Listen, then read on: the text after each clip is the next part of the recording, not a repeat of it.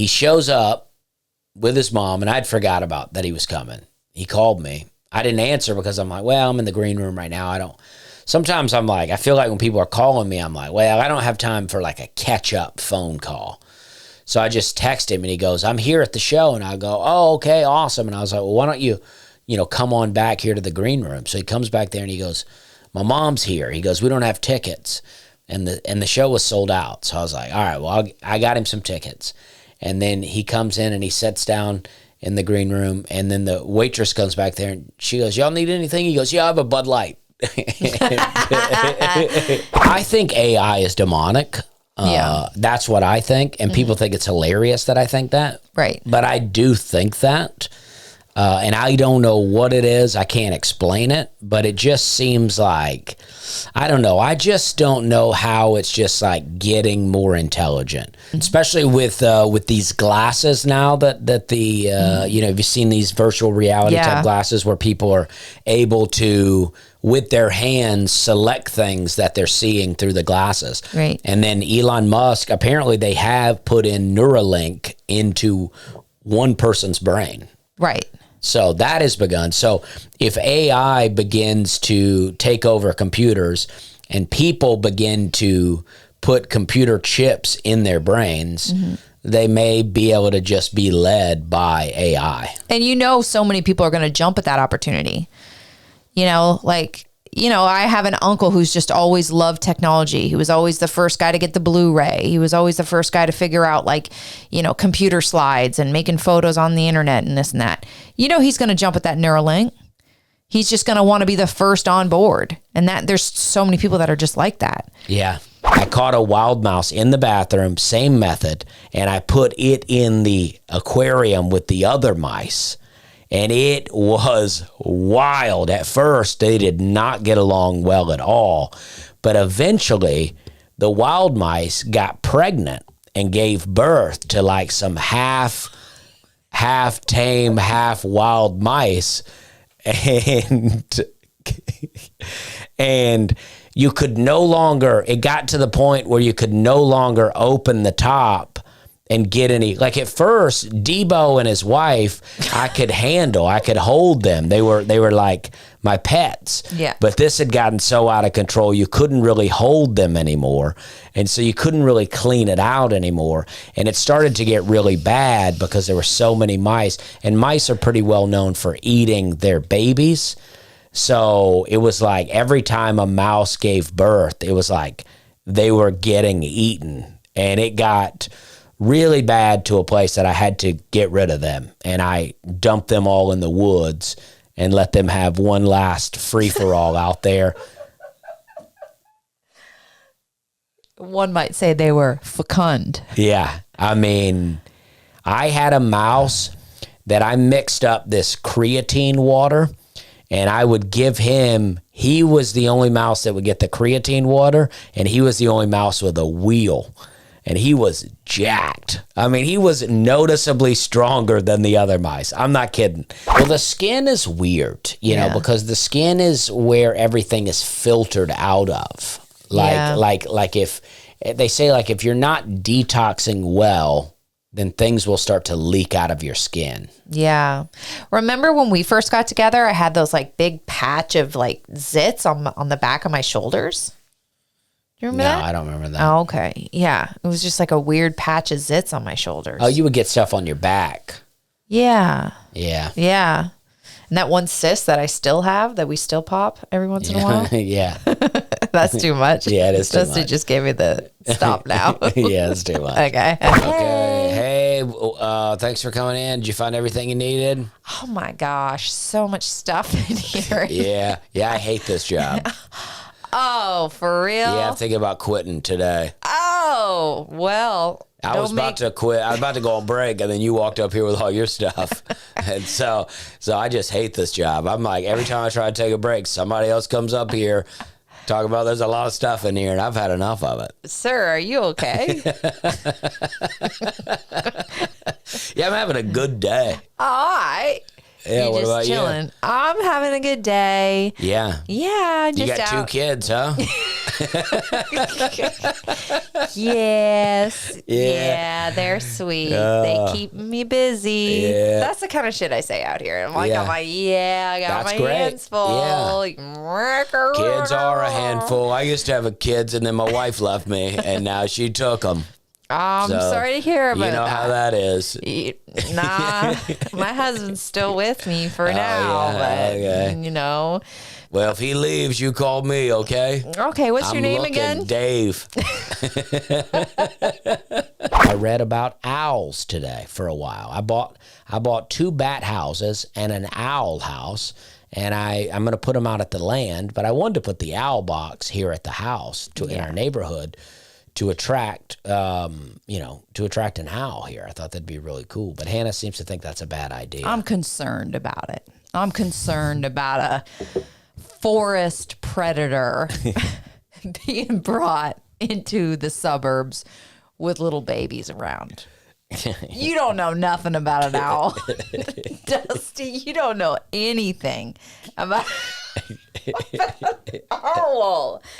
And you trying to bring it into the suburbs where every house is 8 feet away from each other? Well, you just want a giant owl? Well, you don't know what you're doing. Owls. That's wild. That's insane. I said to you today, and I'll say it on the podcast, there's going to be a headline next year like, idiot comedian attracts owls with his owl house, and now a child's gone. Well, that's a poorly written headline. But.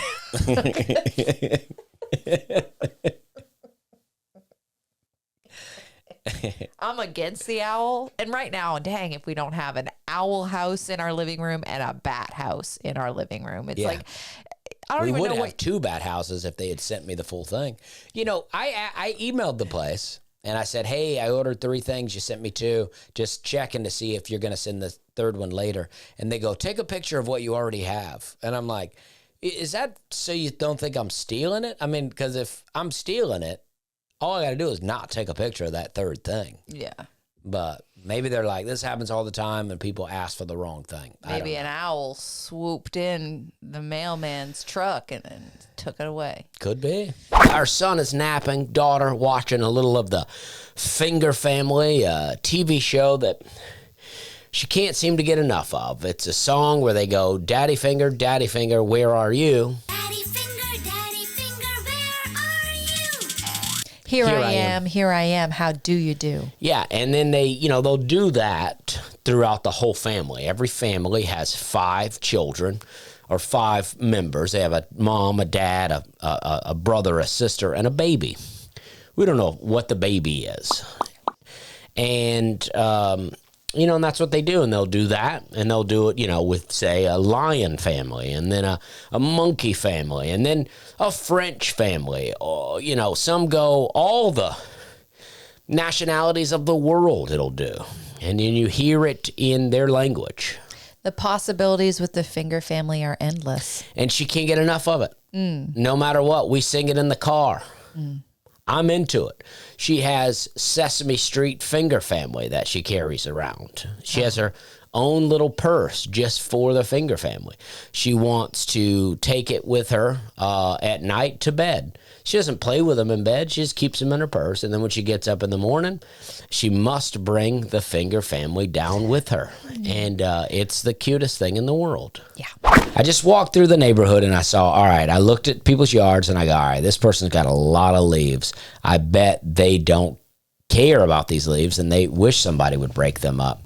So I raked, and then I saw one guy outside and I asked him, could I rake his leaves? And he said, yeah, I don't care. And then, so I went to this one tree that seemed like the tree wasn't really owned by anyone. It's just kind of a weird spot. So I raked the leaves up around it and put those in a bag. And then I went to the guy that allowed me permission. And then his neighbor had the most leaves.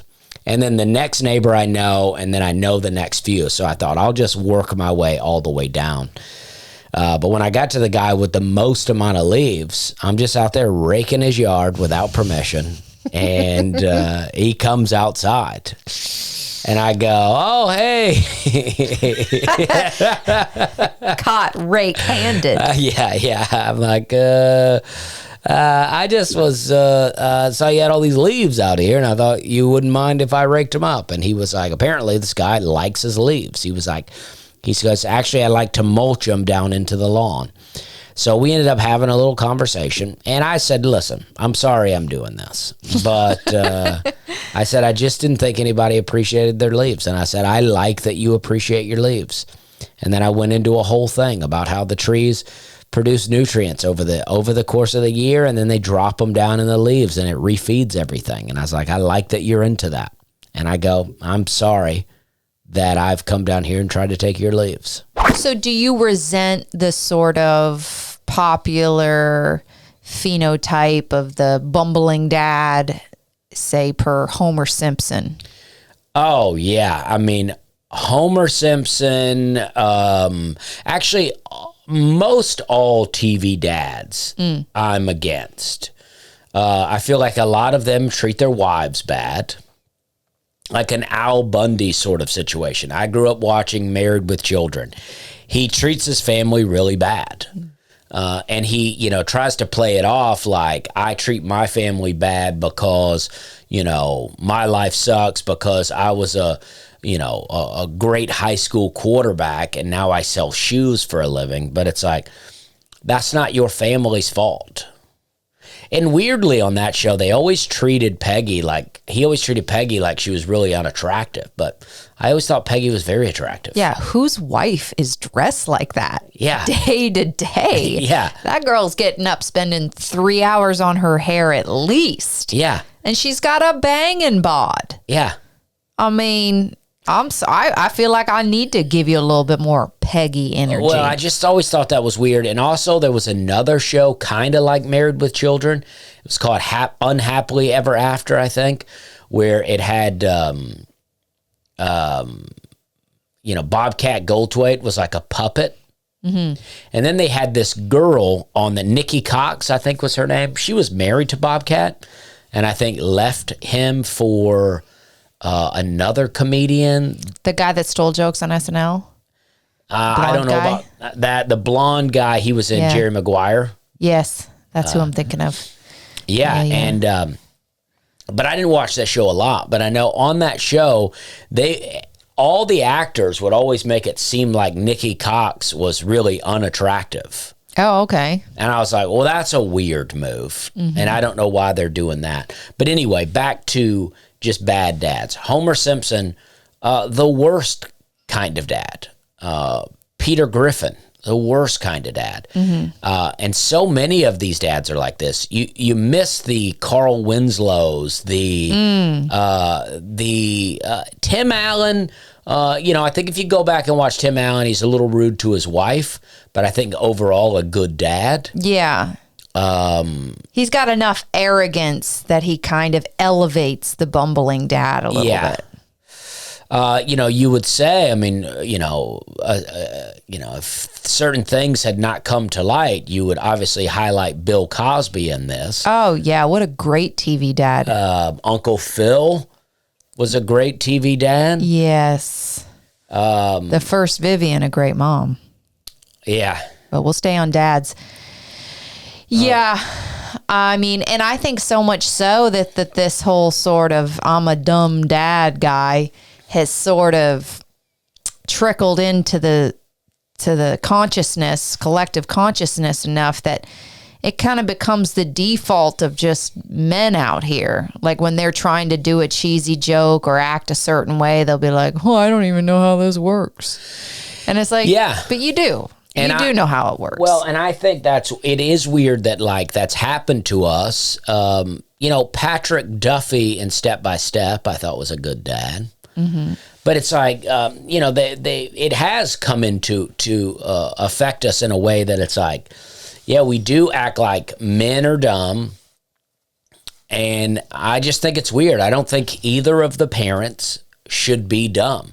You got a 10% discount for me? Yeah, I get an employee. You can't get it now. If we were dating, I'd give it to you, though. So, sorry.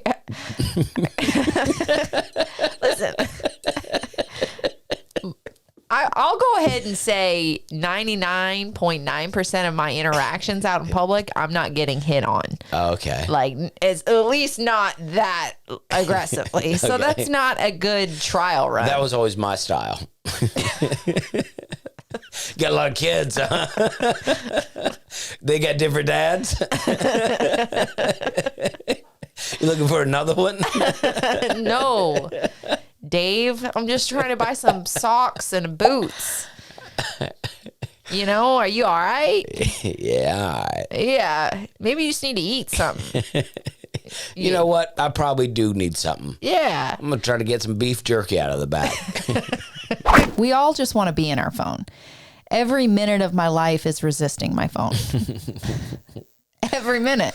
It's like Yeah, it is sad, every though. minute I'm just trying not to be on my phone. Yeah, like for some reason, I guess to maybe keep him quiet, Hannah gave her phone to Sam today, and he ordered a Lyft. He's like, get me out of here. True story. I don't even know. I never order Lyft. I didn't even know Lyft was on my phone. And I kept getting a call from North Carolina and I kept ending the call. I'm like, what's this spam? And then finally I answer it. And he's like, hey, Hannah, I'll be there in 15 minutes. I'm like, what? He goes, yeah. She's like so rude to this guy. Yeah. She's like, what? And then he's like, did you order a Lyft? She goes, no, I gave my kid my phone. Maybe he ordered it. He's like, okay, well, you mind like just going on your phone and canceling that ride? I'm like, oh yeah, sorry, no problem.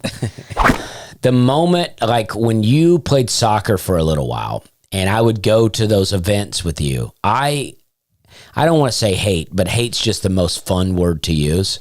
I did not hate them. But My teammates? for the sake of the fun word to use, I hated everyone on that team. I hated the team. I hated your team. I hated the other team. I hated the spouses or significant others of people on your team. I didn't want to be there. I didn't want to hang out with them. I hated it. I hated the smell of the field. I just hated it.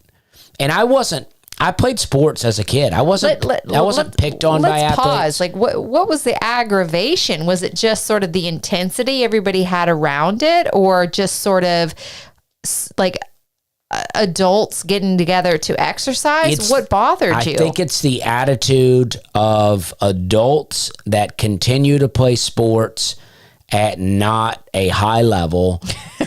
Yeah. But yet they're out on that field like with the attitude of I'm playing at a high level. Yeah. Like anytime a softball field, anything like that, you get out there and there's dudes out there and it's just like they're taking it way too seriously. Yeah. It's like when I'm playing a sport, I want to win. If I'm playing pickup basketball with my buddies, I want us to win. But if we lose, I don't care. Like a movie like Delirious with John Candy. I always thought that movie was really good. And I don't remember exactly, but I believe he is a soap opera writer and he gets hurt. He gets injured and it just basically goes into a dream state. We don't realize that's what's happening, but he, in this dream, he is able to... he can continue as a soap opera writer. He can write, the word. He's like living in the soap opera now, and he can write himself in there, and it leads to really funny things.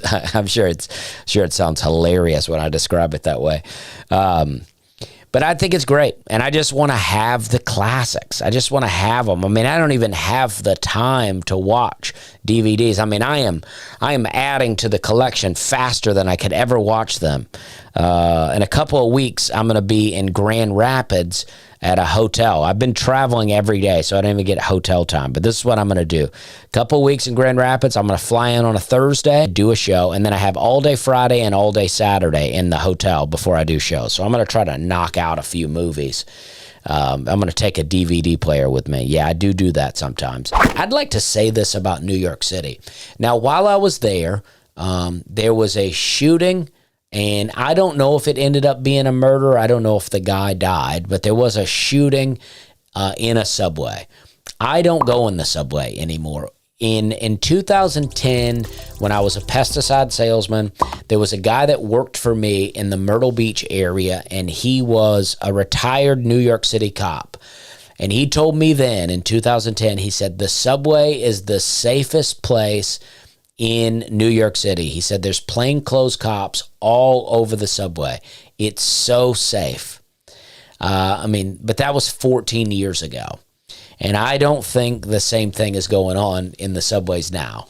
And, but other than that, I was in like the Times Square area, that area of Manhattan. I don't know all the names of all the neighborhoods, but that's where I was at. And it was really great. I found it to be, I felt like it was pretty clean. It was bustling. People were all around. Oh, bustling. Yeah, I ate at restaurants and people were friendly to me.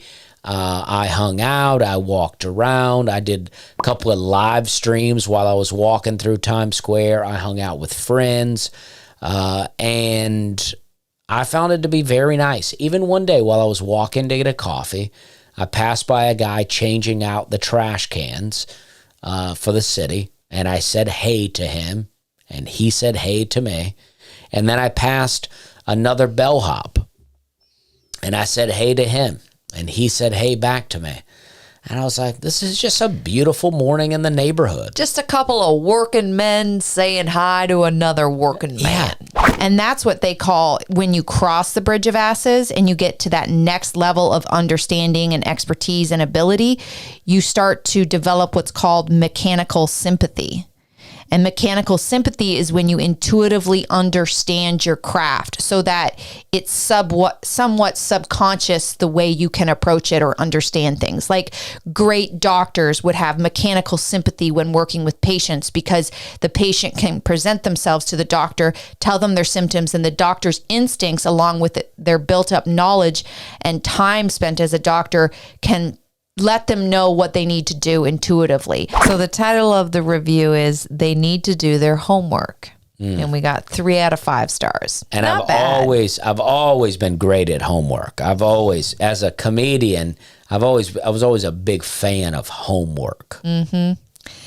They need to do their homework. This is the review. These two are super cute, and I love their dialogue, and I really actually love the spiritual part of it. But they are ill-advised and uninformed on many issues. They say informed, though. So I just because I read it earlier today, and I just want it to be said that they're trying to say we're ill-advised and uninformed, but they say we're ill-advised and informed. So if you're going to be insulting, just know that you're not very good at your grammatical stuff. Yeah. It seems like a passionately written review because they clearly didn't review it to see if there was any spelling errors. They really needed to let us know how they felt. We're getting bad advice, but we're pretty informed. Okay. But they are ill-advised and uninformed on many issues, which is very cringy. You have to do your homework and research on issues because you immediately lose any seat of power when you don't know what you're talking about. Now, Hannah was bothered most by them calling us cringy. Yes. And I don't like to be called cringy. I know I do cringy things, but I don't like to think that a bunch of people are listening to us cringing. I'm like, geez. See, I'm bothered by 2 other things. Okay. The first thing that bothers me is how they start the review. Yeah, they really looped us in with some manipulation. No, but it's a demeaning thing that people do. They say these 2 are very cute. Cute is not a compliment. Oh. Cute is not in this sense. Cute is their way of being like, oh, listen to them. They're just doing a thing. They're saying a lot of words, and it's just so cute. And then they say, I love their dialogue. I love when they talk to each other. I like how they talk to each other. They're so dumb, but they know how to talk. And I actually love the spiritual aspect, but they're ill-advised. So it's like, well, what are we ill-advised on? They're not very specific on that. This is the meeting that never ends. So I started pitching them on this idea I called it the rearranger, where That's the reaction you probably wanted in the meeting, huh? yeah, where I go to people's houses that are really unorganized, and I don't bring in anything new. I just take what they have and rearrange it to make it better. Well, I think is it Marie Kondo? There definitely is an organization lady who is famous for coming into people's homes and helping them organize and declutter and, throw out stuff that they really don't need. Like, there definitely is that, but I love the name, the rearranger. Right, because this lady, I bet, is bringing in a lot of shelves and different types of things to help them get organized. I think it's as much a philosophy as it is a but what I'm saying is I bring in some tools. Yeah. But I don't bring in anything else. I just take what you have in your house. Yeah. And rearrange it to make it make sense. I think that was good. I think you really shook off your improv rust, for sure. You're all warmed up after your Nashville Comedy Festival week. That's for sure. You got a whole little character study. Dave at Bass Pro Shop. You got Dave at Bass Pro Shop. And so...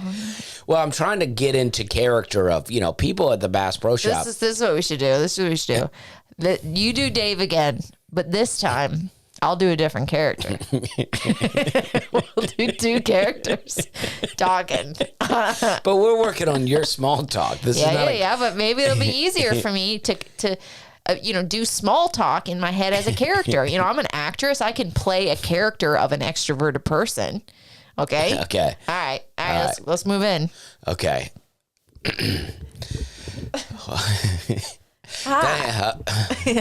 Oh, sorry. You first. Oh, no, I was just saying I'm having a good day. You're having a good day? Thanks for coming in here to Bass Pro. Oh, well, thank you, honey. Yeah, the tanks had gotten a little backed up for a while, and it was smelling like poop in here, but now it's cleared up. Oh, don't bother yourself. Yeah. I don't mind. Those were hard days. I don't mind. Everybody's house gets a little smelly sometimes. Mm-hmm, mm-hmm. Your house smells? Yeah, sometimes it does. Mm-hmm. I find sometimes I get, food will fall behind the oven, and, sometimes it just leaves a little bit of a scent. Oh, we do sell brooms here. Oh, okay. Yeah. What's your name? Pam? Yes. Yeah. Oh, my name's Pam. Yeah, you left your name tag on. Oh, yeah. I'm just on break from the bakery. Oh, from the bakery. Yeah, I work at a bakery. You didn't bring no bread? You didn't bring no bread for the rest of us? You need a bread, honey? I didn't know you needed bread. We all need a little bread. Oh, that's the truth. Oh, you're funny. See, we're just small talking. Yeah, you're funny. This is small talk. So she's flirting. She's flirting with you. So you got Dave. it. You just need to be a character in the store. Yeah, yeah. I mean, I don't know. It's tough to do. Let's do another one. It's tough to do an audio improv scene. No, I think it's great. I think it's some of our best work. The thing about me is I don't have a lot of characters. I don't do a lot of character work. No, voice-wise. When I was an actress, I exclusively did characters. I had a lot of different stuff going on inside my head. A lot of different voices. This time you be working at the store. Okay. Can I be a character as well? Yeah, but you be working at the store. All right. Let me just think about what's going on with my girl. And you go first. You greet me. Okay. See, I immediately thought of something sad, but maybe I'll think of something like happy. Go either way. It doesn't matter. Okay. Hey. Hey, how are you? I'm doing good. How are you? I'm doing so good today. Oh, I like to hear that, even with the rain. Every time I come to the store, I go, I hope you're working today. Me? Yeah. Oh, shoot. I come to the store just to go through your cash register aisle. Oh, my goodness. I've been here 14 times this week. Have you heard of the Me Too movement? Because I'm scared. That's an aggressive. I just like seeing you. Okay. Well, I've tried to find you online and I don't know your last name. Okay. Well, listen, I have a husband And I'm not interested. What's his last name? Back off. Back off, you SOB. I have a knife behind this counter. And if you keep stepping to me, Dave, one more time, buddy, you're a goner. All right, I'll just buy these pins then. I'll tell you what, you're not really good at improv, but you're not that bad either. I mean, you had a good assessment of yourself with your improv skills. Like, you're not good, but you're not bad. Nah, I make people laugh. Yeah. It's difficult to improvise with you, I'll say that. Because it's like, what's going on? It's too much. It's too much. Well, that was fun. Oh, I'm blessed. I'm blessed for the laughter. Yeah.